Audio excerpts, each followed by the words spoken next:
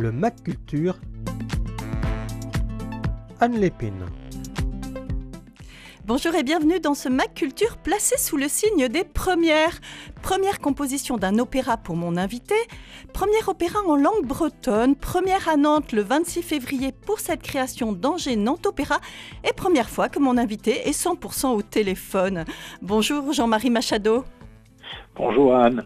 Bon, merci d'avoir accepté de passer cette demi-heure au téléphone. Donc, pour nous présenter ce Jazz Discan Opéra, La Falaise des Lendemains, dont vous signez la musique. Alors, je tenais vraiment...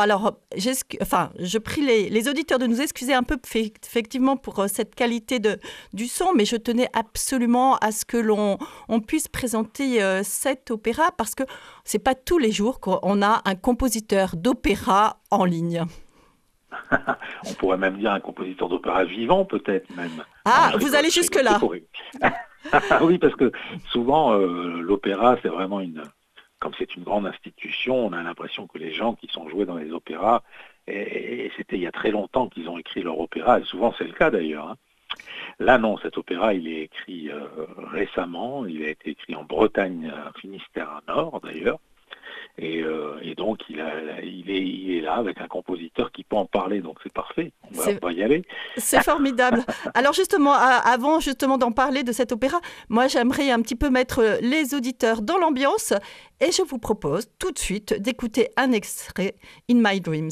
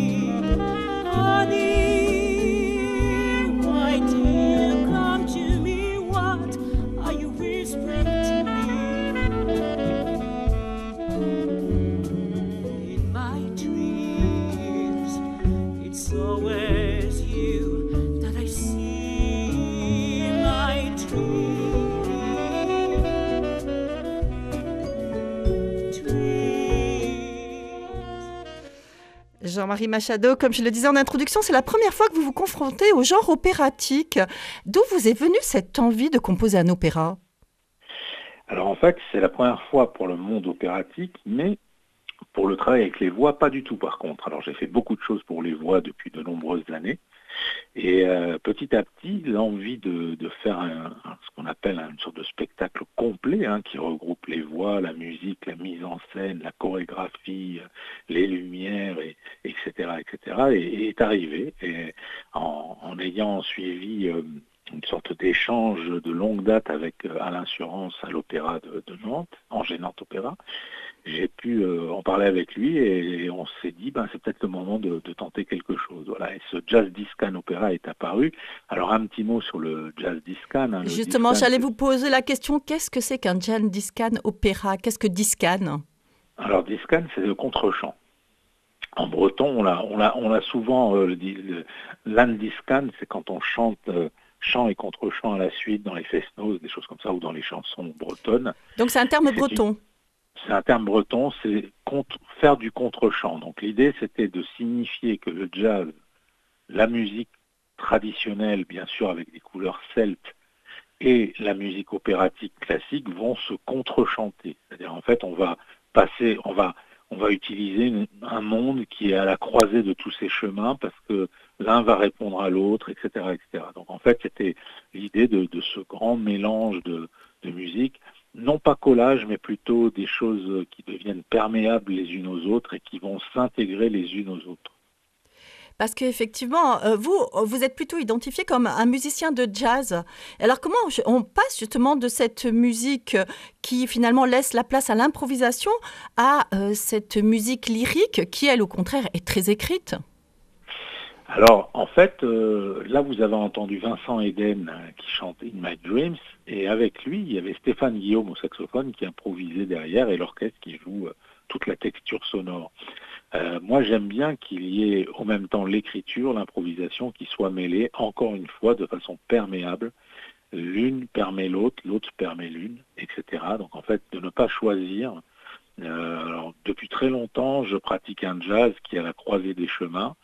Et très très vite, dans les premières années, j'ai fait un trio vraiment très très jazz. Puis ensuite, plusieurs fois, je suis revenu au langage, on va dire, très jazz. Mais en parallèle, j'ai toujours fait des œuvres qui soient vraiment très métissées, très mélangées. Voilà, des œuvres qui utilisent en tout cas beaucoup d'idiomes et qui ne restent pas cantonnées juste sur une donnée. Mais justement, c'était un peu une boutade en disant que vous êtes un compositeur vivant, mais lorsque finalement la partition, parce que si vous dites que votre saxo, il avait une part d'improvisation, lorsque la partition n'est pas fixe, comment on transmet une œuvre dans ces cas-là? Alors vous savez, aujourd'hui, on a la grande chance d'avoir tous les jeunes générations d'interprètes qui arrivent et qui savent faire les deux. Donc il va être de plus en plus courant, je ne veux pas être devin, mais je peux mettre presque ma main à couper, bien que je tienne à ma main, puisque je joue du piano dans l'orchestre aussi, donc la semaine prochaine, il faut que je l'utilise. Ça, on va en reparler, oui. Je peux mettre ma main à couper que dans quelques années, on pourra aussi bien compter dans tous les grands orchestres des musiciens improvisateurs qui seront capables de prendre la parole dans des œuvres comme ça et improviser une partie, parce que ça sera demandé par le compositeur, et on peut même dire que c'est déjà en voie de réalisation, hein, mais pour l'instant, effectivement, la particularité, c'est que j'ai amené mon orchestre à l'Opéra de Nantes, et donc mon orchestre, il est taillé sur mesure à ma musique, avec aussi bien des interprètes classiques, des interprètes de musique ethnique, des interprètes de musique de jazz. Donc en fait, dans cet orchestre, il y a une sorte d'orchestre idéal, peut-être qui préfigure ce que deviendront les grands orchestres dans quelques années. J'aimerais poser une question que je pose un peu à tous les artistes, parce que pour moi, c'est une vraie interrogation. Quand est-ce que vous mettez la dernière note à votre partition? Combien il vous a fallu de temps pour écrire cet opéra, cette musique? Et puis, quand est-ce qu'un jour on dit, ça y est, c'est terminé, on n'y touche plus? Alors c'est très long, et ce jour arrive quand on le décide en fait. D'abord, il faut aller jusqu'au bout de tout l'opéra, mais ce que vous dites vous dans une œuvre, moi je le vois à chaque partie de l'œuvre. C'est-à-dire en fait, il faut se dire qu'à un moment donné, quand vous avez fait la première ouverture, il y a un moment, il faut dire stop. Vous l'avez travaillé, vous l'avez retravaillé, re-retravaillé. À un moment, il faut s'obliger à dire stop, parce que sinon, on a toujours l'impression qu'il peut y avoir quelque chose d'autre à trouver, à imaginer. Et souvent, quand on a un instinct qui dit là, c'est bon, là, il faut arrêter. Parce qu'en fait, on peut aussi bien, alors dans ces cas, ça n'en finit plus, puis un peu, c'est ennuyeux au bout d'un moment. C'est-à-dire que sinon, vous ne passez pas à quelque chose d'autre. Vous voyez ce que je veux dire? Il faut savoir à un moment dire stop. Et jusqu'au bout, ça va pièce par pièce. Des fois, on revient sur une parce qu'une qu'on vient de faire à côté appelle à revenir sur celle d'avant pour d'autres, pour des raisons vraiment techniques, souvent d'enchaînement ou autre. Et puis à la fin, c'est fini, c'est fini. Pas de regret, il faut passer à autre chose. Après l'opéra, là, je suis en train d'écrire des pièces pour trio, duo. Et voilà, je fais pareil, il faut bien s'arrêter à un moment, il y a pas le choix. C'est un peu comme, je sais pas, moi, si vous faites un château de sable, à un moment donné, stop, quoi. Tu ne pouvez pas non plus faire toute la plage, quoi. La falaise des lendemains, il vous a fallu à peu près combien de temps pour justement mettre cette note finale? Entre les premières esquisses d'ambiance sonore, de son et les dernières mélodies, on va dire facilement pratiquement 2 ans. Vous disiez tout à l'heure que vous aviez déjà écrit pour la voix. Et justement, est-ce que c'est différent d'écrire pour des instruments ou des voix? C'est très différent, surtout dans le cadre opératique, parce que la voix porte l'histoire, la voix porte aussi comme une sorte de conte qu'on raconte aux gens, hein, puisqu'on leur raconte cette histoire, surtout celle-ci, elle est vraiment inspirée des légendes bretonnes, donc on a vraiment une mission de raconter. Et puis cette voix, elle n'est pas un instrument. C'est un instrument, il peut y avoir entre guillemets, surtout ce qu'il ne faut pas, hein, mais un côté mécanique que ne peut pas faire la voix. Je vais dire un truc tout bête, mais au piano, je peux enchaîner pendant 1h30 une gamme sans m'arrêter. Un chanteur ne peut pas faire ça. c'est un exemple tout simple, mais ça veut dire qu'il faut beaucoup travailler les respirations, les courbes. Donc en fait, il faut, en plus dans un opéra comme ça, qui est destiné, qui est ouvert sur un public large, il faut que les gens dans la salle ils soient séduits par les lignes mélodiques, d'autant plus qu'on reste beaucoup à penser en musique que la mélodie, c'est quand même l'art le plus ultra difficile à faire. On peut faire beaucoup de choses, mais une belle mélodie, c'est un challenge. Voilà. Si on revient un peu, justement, vous l'évoquiez sur l'histoire, donc qui a ses racines, des racines un petit peu bretonnes. Alors, sans évidemment tout dévoiler, surtout pas la fin, est-ce que vous pourriez quand même raconter un petit peu à nos auditeurs de quoi ça parle, cet opéra, La falaise des lendemains? Alors, moi, j'ai tenu à une histoire déjà poignante, émouvante, forte, et surtout ancrée dans quelque chose qui se raconte et donner aux gens envie de suivre une histoire. Donc, on a été vers une histoire vériste. En fait, ça veut dire qu'on est vraiment dans une sorte de réalisme, c'est-à-dire il y a une rencontre amoureuse, il y a un méchant qui n'est pas d'accord avec cette rencontre amoureuse, qui va faire du mal à tout le monde, un peu comme dans les opéras classiques, on va dire, plus connus, Puccini et autres, les grands opéras, quoi. Voilà, là on a tous les ingrédients d'un opéra. On a tous les ingrédients d'un opéra et tout le monde à la fin, ça va se bagarrer, ça va s'assassiner, ça va pleurer, ça va. Mais au même temps, c'est le moyen de créer des mélodies qui vont nous arracher le cœur. Et voilà. Et au même temps, puisque ça se passe en Bretagne, ça se passe sur les docks de Roscoff, il y a des fêtes, il y a des réminiscences d'air populaire, de danse, il y a beaucoup de choses qui se passent, mais c'est dans la musique actuelle quand même. Hein. Ce n'est pas la musique traditionnelle de Fesnoz, ou ce n'est pas de la musique classique, et ce n'est pas non plus du jazz, c'est à la rencontre de plusieurs mondes. Et tous ces mondes-là racontent cette histoire. Et au bout du compte, In My Dreams, par exemple, que chantait Vincent Eden, c'est au moment où il a été, entre guillemets, fracassé par le méchant dragon. Il va rentrer chez lui dans les îles anglo-normandes et il va être amnésique, en fait. Et il va ne pas arrêter de rêver d'une femme qu'il a rencontrée à Roscoff, pensant que c'est un rêve, qu'il a eu un accident, mais petit à petit il va se rendre compte que ce rêve n'est pas un rêve, mais c'est la réalité. Il va retourner pour retrouver Lisbeth dont il est amoureux. Rencontre de différents mondes, vous dites, donc différents types musicaux, on a compris musique du monde, jazz, Fest-Noz, mais également rencontre des langues, puisque en fait l'originalité aussi de cet opéra, c'est que il est en 3 langues, donc le français, l'anglais et le breton. Qu'est-ce que ça apporte, ce croisement des langues ? Alors moi, je suis un grand spécialiste du croisement des langues parce que dans mon enfance, j'ai grandi avec plusieurs langues. J'ai appris que le français, mais pendant ce temps-là, autour de moi, ça parlait arabe, italien, espagnol, portugais, etc., etc. Je suis né à Tanger, donc en fait, je suis un habitué de passer d'une langue à l'autre. Je me suis rendu compte bien plus tard que j'étais capable de parler certaines de ces langues, parce qu'en fait, moi, je répondais en français quand on me parlait en italien ou en espagnol ou autre. Et petit à petit, je me suis dit, c'est marrant, ces langues, je les connais, alors naturellement, je les parle pas du tout de façon académique, hein, c'est-à-dire je les parle plutôt assez mal, on va dire, mais quand même, je me débrouille bien. Donc, de mélanger les langues, c'était pas un problème pour moi. Donc, et au contraire, puisque on était à Roscoff, puisqu'on est en Bretagne, vous savez qu'en Bretagne, c'est comme dans beaucoup d'endroits, quand il y a plusieurs langues, le français et le breton, dans certaines familles, se mélangent en permanence.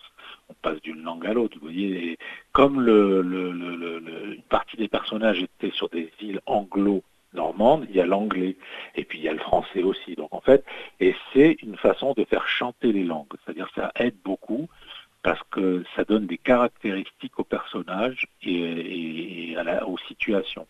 Le tout, pour rassurer tout le monde, est naturellement avec des sous-titres, on comprend très bien. Enfin, on n'est pas obligé de connaître le breton ni l'anglais pour venir découvrir ce spectacle. Comment justement cette langue celtique s'est invitée dans votre opéra ? Parce que vous dites, vous, c'est plutôt Tanger, l'italien, on est plutôt au sud de la Méditerranée. Là, le breton, il est arrivé comment ? Il est arrivé comme moi en Bretagne depuis mon adolescence, qui commence à être un peu loin maintenant, où j'ai découvert une terre que j'adore et que j'aime beaucoup, et maintenant j'y vis. Je vis dans le Finistère Nord, Et donc, naturellement, je rends à la Bretagne tout ce qu'elle m'a donné. En utilisant sa langue, je pense que c'est une belle façon de le faire, surtout que cette langue n'a été que, je crois, très très peu utilisée dans le monde opératique. Donc voilà, c'est chose faite et j'en suis quelque part assez content, simplement pour payer une sorte de dette, une dette affective.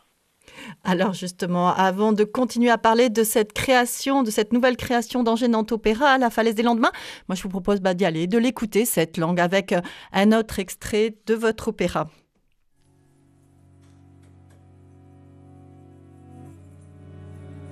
Qu'est-ce qui est arrivé? Il y a quelques années.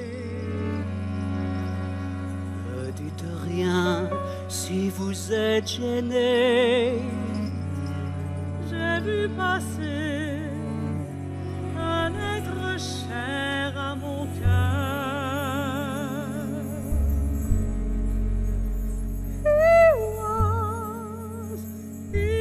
Like you, like me,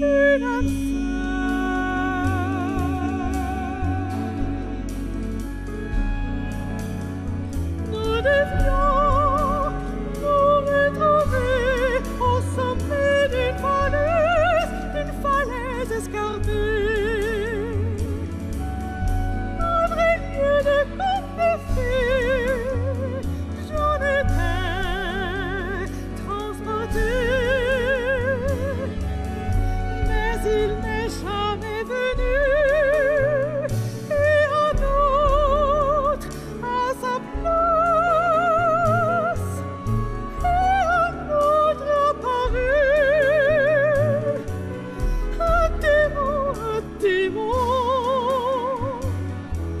qui a voulu me faire ça, un démon.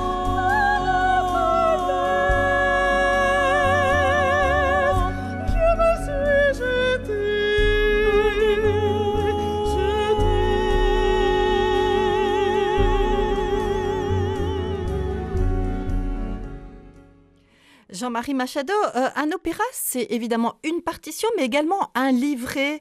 Comment s'est organisé le travail avec Jean-Jacques Dida, le librettiste ?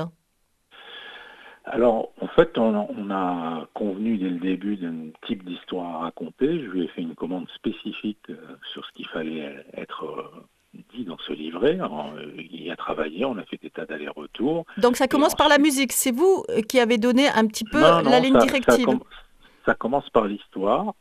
J'ai donné des directives d'histoire à un librettiste, du coup, pour qu'il travaille dans une certaine direction. Une fois que cette histoire est réalisée, moi, en parallèle, j'avais déjà commencé à créer ce qu'on appelle des univers musicaux, une quinzaine à peu près, qui étaient dédiés à l'opéra, mais sans avoir choisi où ils allaient intervenir dans l'opéra. Une fois que j'ai eu l'histoire, j'ai commencé à mettre des choses en correspondance. Je me suis dit, cet univers musical, il ira là, etc., etc. Et ensuite, petit à petit, vous voyez, cette mélodie, elle a apparu dans un univers que j'avais écrit, et je savais que je pouvais y glisser une mélodie, donc j'ai fait correspondre. D'ailleurs, je précise qu'on a entendu Gaieté Clay-Rose, qui chante le rôle de Lisbeth, et qui a encore dialogué avec Vincent Eden, donc Chris, et c'était intéressant d'entendre une voix du lyrique pour elle, et une voix plutôt venant de la comédie musicale pour lui. Donc vous voyez, on a deux types de voix différents qui racontent cette histoire d'amour, et ça cohabite très très bien. Vous avez choisi cette histoire d'amour, de la faire vivre pendant la Première Guerre mondiale. Pourquoi, finalement, comme on parlait d'un compositeur vivant, pourquoi ne pas l'avoir fait au XXIe siècle et finalement décaler comme ça l'histoire? Qu'est-ce que ça raconte aujourd'hui? Alors là, c'est vraiment, pour le coup, un choix du librettiste, ça. Je ne sais pas si aujourd'hui, ça serait d'autres types d'histoires qu'on raconterait, effectivement. Là, c'est une histoire qui est très spécifique, peut-être à une période, à cet entre-deux-guerres, à l'enrichissement de certains soldats, du marché noir. Donc il y a une ambiance un peu qui aujourd'hui, c'est peut-être un peu différente, j'en sais rien, on n'est pas en guerre, et bien heureusement. Hélas, on ne peut pas dire de même pour d'autres pays. Donc en fait, ça s'est trouvé comme ça. Et peut-être comme ça me donnera l'occasion de faire un second opéra.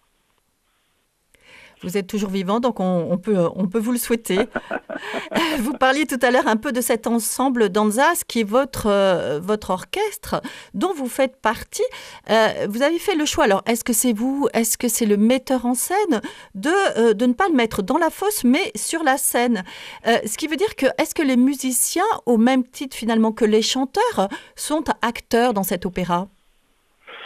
Alors oui, parce que quand on a travaillé avec le metteur en scène, on a évoqué plusieurs hypothèses et je lui ai dit de venir voir l'orchestre en concert, hein, sans On opéra. peut dire que c'est Jean Lacornerie, hein, le metteur en Voilà, scène. le metteur en scène, c'est Jean Lacornerie, qui est aussi accompagné par un chorégraphe qui s'appelle Raphaël Cotin. Et ils sont venus voir l'orchestre et Jean a dit cet orchestre on va le mettre sur scène parce qu'il exprime beaucoup de choses. Un musicien en mouvement exprime des choses, crée du décor sonore, crée une humanité. Et là, ce qui est beau, c'est que les acteurs-chanteurs traversent l'orchestre en permanence et sont avec nous, et nous, on est avec eux. Et du coup, c'est assez intéressant. Puis de toute façon, comme tout était amplifié avec micro, tout ça, c'était facile d'avoir l'orchestre sur le plateau, parce que souvent, il y a des raisons acoustiques aussi. On met l'orchestre dans la fosse pour qu'acoustiquement, les voix passent encore mieux. Mais là, c'était pas forcément la peine. Et l'orchestre Danzas est complètement acteur de cet opéra. Je dirais presque que c'est opéra pour orchestre Danzas et voix. Vous voyez ce que je veux dire? C'est pas opéra stop, c'est opéra pour orchestre Danzas et voix. L'orchestre Danzas a vraiment un rôle à jouer. Vous parliez de l'amplification des voix. Justement, j'allais vous poser la question. À l'opéra, c'est assez rare. C'est peut-être encore un des seuls lieux où justement on laisse la voix vivre. Pourquoi ce choix d'avoir mis des micros aux chanteurs? Parce qu'en fait, on a des voix très différentes. Il y a des voix qui viennent de la musique ethnique. La chanteuse Nolwenn Corbel, qui est entre la voix pop et la voix ethnique, et même si elle a fait du lyrique, tout ça, elle est habituée à chanter avec micro. Vincent Eden, qu'on a entendu, il est habitué à chanter avec micro. Il y a certains d'entre eux qui sont entre les deux, et il y a certains qui sont que lyriques. Donc, si vous ne mettez pas de micro aux gens qui chantent avec micro d'habitude, vous n'allez pas les entendre dans un opéra. Parce qu'ils ont travaillé toute leur musculature vocale est liée au microphone. Donc en fait, c'est pour mettre tout le monde sur le même pied d'égalité. Et comme on met l'orchestre sur scène, qu'on a des percussions, des cuivres, et que la musique amène une certaine couleur, on est obligé d'amplifier. Donc c'est un choix. Il y a quand même de plus en plus maintenant de choses qui se font avec amplification. Attention, on n'est pas du tout dans une amplification de groupe de pop, je sais pas, par exemple à Bercy, ça n'a rien à voir. C'est l'amplification très fine qui respecte le lieu, etc., etc. Jean-Marie Machado, non seulement vous signez la musique, mais également vous comment sur scène parce que, comme vous le disiez, il faut faire attention à vos mains. Vous tenez le piano, c'est vous qui êtes au piano. Comment ça se passe avec le chef? Parce que est-ce que vous arrivez à vous faire diriger sur votre propre partition? Comment ça se passe la relation avec Jean-Charles Richard? Vous abandonnez votre casquette, vous y arrivez? Alors, déjà, je n'ai pas du tout la casquette de chef d'orchestre. Alors, il faut savoir un truc, c'est qu'une fois que vous avez écrit votre opéra, moi j'ai décidé de m'inclure dans l'opéra en tant que pianiste d'orchestre. C'est-à-dire que là, je deviens un autre personnage. Je suis au service de la musique qui se passe sur scène et je suis au service du chef d'orchestre. Mais pendant toutes les répétitions, c'était un peu schizophrénique, mais j'étais au même temps le pianiste dont je parle, mais de temps en temps, je me levais, j'allais voir le chef et je devenais directeur artistique à ses côtés. Je disais non, ça vaudrait mieux le faire comme ça. Donc là, j'intervenais sur le plan vraiment de la direction artistique. Mais une fois que de retour au piano, je jouais ma partition comme un pianiste d'orchestre. Voilà. Et donc, en fait, et pour le chef, c'est pas impressionnant pour le chef? Oh non, je pense pas parce que le chef, il joue dans l'orchestre d'Anzas depuis très longtemps. Je l'ai choisi parce qu'il connaît très bien la musique, il s'intéresse beaucoup de plus en plus à la direction et donc on est très proches, quoi. Donc en fait, c'est pour ça qu'il est là et parce que c'est un grand musicien déjà au saxophone, il joue du saxophone merveilleusement et puis il dirige très très bien et donc en fait, il y a une confiance qui est totale. C'est-à-dire, si je vais le voir et je lui dis quelque chose, il va pas me dire t'as raison ou t'as pas raison. Il va réfléchir, il va voir comment réaliser ce que je lui demande. S'il me demande quelque chose, je vais pas dire ah ben non, il est en train de faire quelque chose à ma place. Pas du tout. Je vais avoir confiance et je vais lui dire ah ben bien sûr, oui, c'est super, on va faire comme ça. Voilà, vous voyez ce que je veux dire. Bon, c'est un rapport de confiance. D'accord. Vous avez commencé à évoquer un petit peu les chanteurs. Ils sont 8 sur scène. Hein. Oui. Parlez-nous un petit peu de cette distribution. Comment s'est fait le choix justement des chanteurs? Vous disiez, ils viennent d'horizons différents. Alors on a fait des auditions, hein, c'est assez classique. Donc on a Florian Bilsbrook qui est dans le rôle de Dragon, qui est un chanteur vraiment lyrique. Florent Baffy Malo, qui est aussi un chanteur lyrique. Gilles Bugeaud, qui est entre deux en fait, hein, qui est lyrique et en même temps comédie musicale. Cécile Achille, chanteuse lyrique et aussi qui va vers d'autres horizons. Karine Séraphin, qui est Alice et qui elle vraiment passe du monde de la chanson théâtralisée. Et après les autres, je les ai présentés, Yété Kéros, Vincent Eden, Nolwenn Corbel. Voilà. Donc, on a des voix très différentes, c'est des gens que j'ai rencontrés sur audition. Voilà. Avec le metteur en scène qui était là, qui a fait faire aussi un travail d'acteur aux chanteurs pour voir s'ils correspondaient bien aussi au spectacle. Les auditions, il faut bien se dire que on n'est pas du tout dans le truc télé là qui s'appelle je sais plus comment, que j'ai pas la télé donc je sais plus comment ça s'appelle. Ouais, ça doit être Bonjour avec les stars ou je ne sais pas, moi non plus j'ai pas la télé. Ouais, un truc comme ça. En tout cas, c'est pas du tout ça. Il faut pas être le meilleur, il faut être celui qui correspond au rôle et naturellement qui a des aptitudes vocales suffisantes pour suivre les musiques, les chanter. Ce sont des musiques qui sont quand même exigeantes à chanter avec des mélodies, comme vous avez pu entendre, qui sont très travaillées. Donc, il faut une grande justesse, il faut avoir l'habitude de se déplacer sur le plateau en faisant et du théâtre et du chant, etc. Donc, c'est tout un métier. Donc, le metteur en scène était là pour vérifier que ces voix, ces chanteurs étaient bien dans un univers théâtral. Moi, j'étais là avec aussi Cécile Grunier qui joue de l'alto dans l'orchestre pour écouter si tout se passait bien au niveau des intonations, tout ça par rapport aux chanteurs. Et puis voilà, on a choisi. D'accord. Là, je suis un petit peu obligée de vous couper parce que ça y est, les 28 minutes sont écoulées. Voilà, moi, ce que je propose surtout aux auditeurs, c'est de venir vous écouter. J'avais envie aussi de parler un petit peu de ce concert du 30 avril parce qu'il y a tout un travail autour de la falaise des lendemains, un travail pédagogique mis en place avec Angers Nantes Opéra. Et vous allez donner aussi un concert avec le Conservatoire de musique de Nantes. Donc, il y a aussi cette notion de transmission et de partage. Alors, merci beaucoup, Jean-Marie Machado, pour ce riche échange autour de cette nouvelle création d'Angers Nantes Opéra, La Falaise des Lendemains, dont vous signez la musique. Alors, opéra que vous pouvez venir découvrir au Théâtre Gralin à Nantes les 26, 27 et 28 février à 20h et le 1er mars à 18h. Allez-y, il reste des places. Bon, écoutez, en tout cas, merci beaucoup Jean-Marie Machado. On va vous retrouver donc sur la scène de Gralin. Et puis, à tous les auditeurs, belle semaine et belles vacances à ceux qui en ont. Au revoir. Merci et à la semaine prochaine.